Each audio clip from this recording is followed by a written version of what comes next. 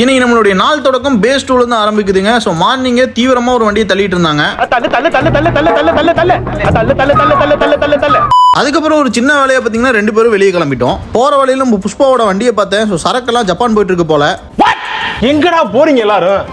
Leave நாள் அதுமா சாயங்காலமா எங்க கிளம்பி போறாங்க? வந்த இடத்துல வெயிட் பண்ண வச்சுட்டாங்க. ஸோ இருக்கிற நேரத்தில் பார்த்தீங்கன்னா ஒரு வீடியோ எடிட் பண்ணலாம்னு மொபைலில் எடிட் பண்ண ஸ்டார்ட் பண்ணிட்டேன். அந்த வேலையை முடிச்சுட்டு நீங்க மதிய உணவு பார்த்தீங்கன்னா ரீசார்ஜில் முடிக்க போறோம். 1 மணி நேரத்திற்கு பிறகு சாப்பாட்டை முடிச்சுட்டு ரிட்டர்ன் பார்த்தீங்கன்னா பேஸ் 2 வரைக்கும் போயிட்டு இருந்தேன்.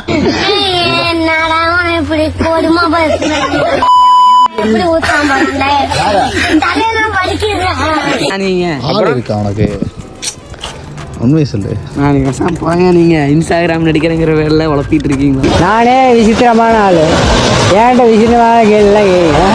அதுக்கப்புறம் நம்ம கராஜுக்கு பார்த்தீங்கன்னா BMW 531 வந்திருக்கு. இவருக்கு நம்ம பாலிஷ் ஒர்க்லாம் முடிச்சுட்டு இதோட வீடியோ எடுத்து இதை அமுச்சு வச்சோம். அதுக்கப்புறம் கிடைச்ச கேப்ல உட்காந்து எடிட் பண்ணலான்னு உட்காந்தேன். எந்த கரப்பாம்பூச்சி கண்ணு பட்டுச்சுன்னு தெரியல, மறுபடியும் வெளியே போறதுக்கு வேலை வந்துருச்சு.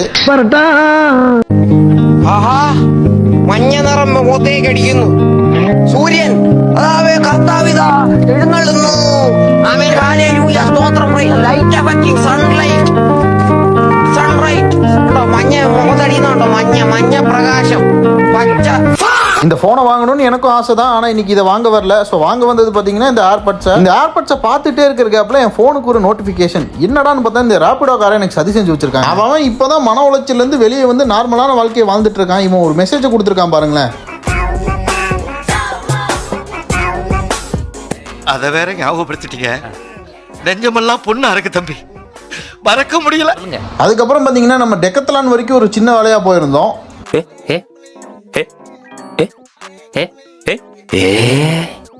மாலுக்கு என்ட்ரு ஆனதுக்கப்புறம் வந்த வேலையை முடிச்சுட்டு ரிட்டர்ன் கிளம்புனா மறுபடியும் டிராஃபிக்ல சிக்கி சின்ன பின்னமாயிட்டோம். இந்த ஸ்கார்பியோ கோபால பாருங்க, இவர் சரியான ரேஷ் டிரைவர். எங்களே ஒரு டைம் முட்டிப்பான் போல இருக்கு. ஸோ இவனெல்லாம் பெத்தாங்களா பேண்டாங்களான்னு தெரியல.